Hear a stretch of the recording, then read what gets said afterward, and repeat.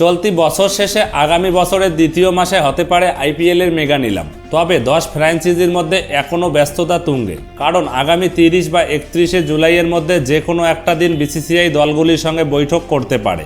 একাধিক বিষয় আলোচনা হবে সেখানে। থাকবে প্লেয়ার রিটেনশন পলিসি থেকে দলগুলির পার্টস ও রাইট টু ম্যাচ কার্ড। জানা যাচ্ছে এবার দল গোছানোর জন্য টিমগুলির হাতে থাকবে 120 কোটি টাকা।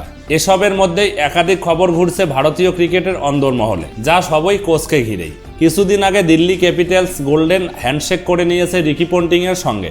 7 বছর কোচিং করিয়েও কিংবদন্তি পন্দের একটিও আইপিএল খেতাব দিতে পারেননি। পন্টিংয়ের পর আরেক অজি কোচ চাকরি হারাতে যাচ্ছেন, তিনি হলেন ট্রেভর বেলিস। 2023 সালে অনিল কুম্বলের জুতোয় পা গলিয়ে পাঞ্জাব কিংসের কোচ হয়েছিলেন তিনি। তবে বিগত 2 মরশুমে প্রীতি জিন্দার ফ্র্যাঞ্চাইজিতে কোনো দাগই কাটতে পারেননি। পাঞ্জাব চাইছে কোনো ভারতীয় কোচকে এবার দলে ফেরানো হোক, ফলে হাই প্রোফাইল বেলিসকে দ্রুত বলতে হবে আলবিদা। অতীতে বেলিস হায়দ্রাবাদ ও কলকাতার দায়িত্ব সামলেছেন। খবর সামনে আসছে পাঞ্জাবের কোচ হওয়ার দৌড়ে এগিয়ে রয়েছেন সঞ্জয় বাঙ্গার। পাঞ্জাবের পর ভাঙনের খবর গুজরাতেও। জানা যাচ্ছে গুজরাট টাইটান্সকে আইপিএল চ্যাম্পিয়ন ও রানার্স করা কোচ আশিস নেহরা নাকি বেরিয়ে যাচ্ছেন। শোনা যাচ্ছে শুভমন গিলদের দায়িত্বে আসতে পারেন ভারতের কিংবদন্তি ক্রিকেটার যুবরাজ সিং।